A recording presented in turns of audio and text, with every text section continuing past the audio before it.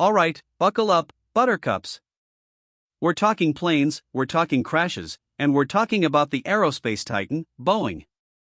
Specifically, their 737 MAX. Remember when suddenly, like, every single one of those planes globally just stopped flying? Yeah, that wasn't for a global tea party. 2 catastrophic crashes, hundreds of lives lost, and an entire fleet grounded worldwide. It was like something out of a disaster movie, except, it was real life. And trust me, the real reason isn't just some faulty bolt. It's a tale of ambition, a bit of corner cutting, and a software fix that went spectacularly wrong. Let's dive in, shall we? So, how did we even get here? Well, imagine you're Boeing, king of the skies, just chilling.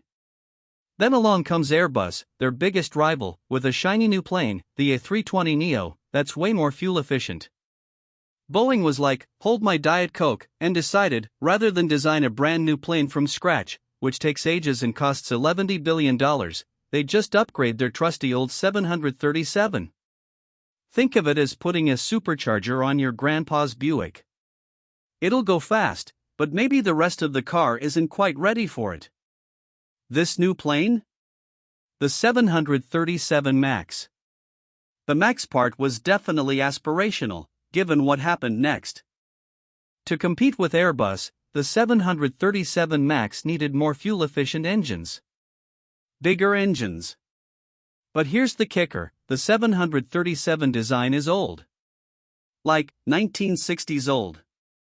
The landing gear on the 737 is quite short, meaning there wasn't much ground clearance to fit these new, chunkier engines underneath the wings without scraping the tarmac. So, what did Boeing do? They moved the engines forward and up a bit on the wing. Logical, right?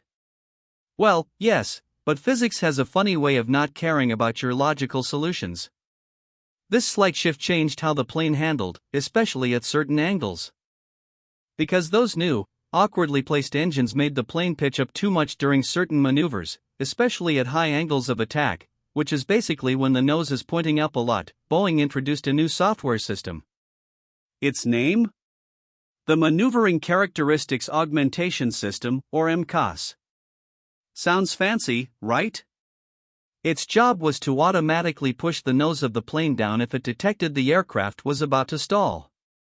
In theory, it was a safety feature, making the MAX handle just like older 737s. In practice? It was like giving a toddler a big red button labeled emergency override without telling the adults it was there. Here's where it gets truly wild. For all its critical importance, MCAS relied on input from just one angle of attack, AOA, sensor. Just one. Think about it, if your car's emergency braking system only had one sensor pointing at the road, and that sensor got a bit dirty, it might just slam on the brakes whenever it felt like it. And that's exactly what happened with MCAS.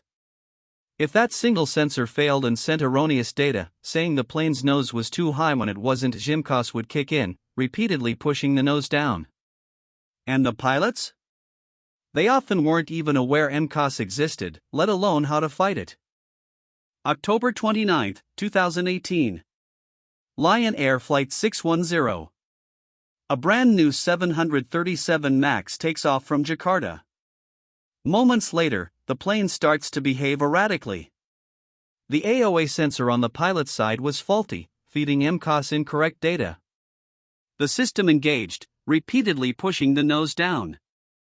The pilots fought it valiantly, pulling the nose up, but MCAS would just push it back down, over and over. It was a tug-of-war against an invisible opponent. Tragically, after a relentless battle, the plane plunged into the Java Sea. 189 lives lost. This should have been a screaming red alarm for Boeing, but somehow, the message didn't quite land. Fast forward less than 5 months. March 10, 2019. Ethiopian Airlines Flight 302. Another 737 MAX. Another takeoff. Another faulty AOA sensor. Another instance of MCAS repeatedly pushing the plane's nose down. The pilots tried everything they knew, following emergency procedures for runaway stabilizer, which is what MCOS basically looked like. But the sheer force and persistence of MCOS, combined with a lack of proper training and understanding of this new, hidden system, made it impossible to recover. The plane crashed near Bishoftu, Ethiopia. All 157 people on board perished. The world watched in horror.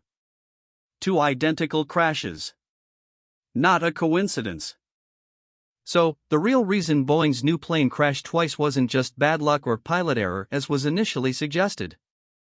It was a perfect storm of corporate decisions, design compromises, and a monumental failure of communication. Boeing rushed to get the MAX to market to compete with Airbus, preferring to adapt an old design rather than innovate. This led to the engine placement issues, which necessitated MCOS. MCOS, in turn, was poorly designed, relying on a single point of failure. And critically, pilots were not adequately informed about this new, powerful system or how to counteract it. It's a textbook example of what happens when profit gets prioritized over people. After the second crash, the global aviation community finally slammed on the brakes. The 737 MAX was grounded worldwide, an unprecedented move. Boeing faced intense scrutiny, billions in losses, and a massive hit to its century-old reputation.